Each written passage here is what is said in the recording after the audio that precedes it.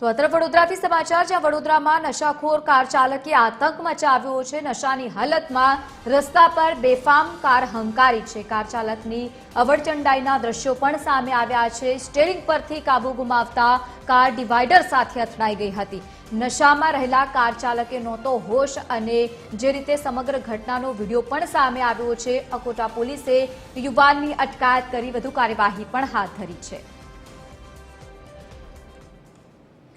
Associate editor Amit Thakor આપણી સાથે phone line પર જોડાયા છે। અમિત, વધુ એકવાર નશાખોર કાર ચાલકનો આતંક સામે આવ્યો, જો કે વડોદરામાં પહેલા પણ ઘટના બની ચૂકી છે। જુઓ, પહેલા વડોદરાની રક્ષિત કાંડ જે ઘટના છે ક્યારેય વડોદરાના હિટ એન્ડ રનના ઇતિહાસમાં ભૂલાય એવી નથી।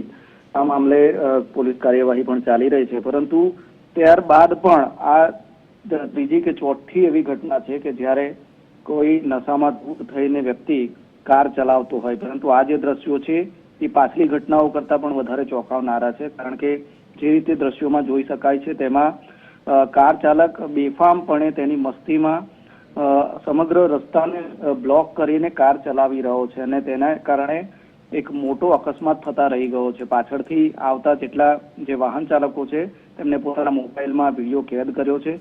બાદમાં આગળ જઈને કાર ચાલકને રોકવામાં આવ્યો, તેને બહાર કાઢવામાં આવ્યો। તેને હોશ જ નહોતો, તે નશામાં ધૂત હતો, શરાબના નશામાં ધૂત હતો। આ વ્યક્તિ સુરતનો કાળુભાઈ નામનો વ્યક્તિ હોવાનું અત્યાર સુધી સામે આવ્યું છે અને તેને દારૂનો નશો અમદાવાદમાં કર્યો હોવાનું પણ તેને કબૂલાત કરી છે। એટલે અમદાવાદથી તે સુરત જઈ રહ્યો હતો, અમદાવાદમાં તેને દારૂનો નશો કર્યો અને તેનું કહેવું છે કે અમદાવાદથી વડોદરા આવતા આવતા તે રસ્તામાં કાર ચલાવતી વખતે જ આ શરાબનું સેવન કરતો હતો।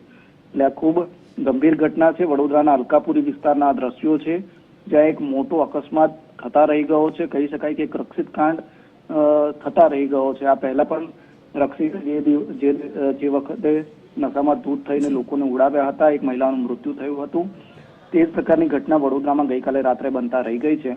લોકોએ આ કાર ચાલકને ઉતારીને પોલીસને સોંપ્યો છે। અકોટા પોલીસે તેની અટકાયત કરી છે અને વધુ કાર્યવાહી હાથ ધરી છે।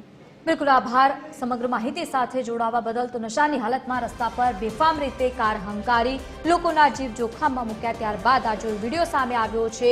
સમગ્ર ઘટના અંગે પોલીસે યુવાનની અટકાયત કરી વધુ કાર્યવાહી હાથ ધરી છે।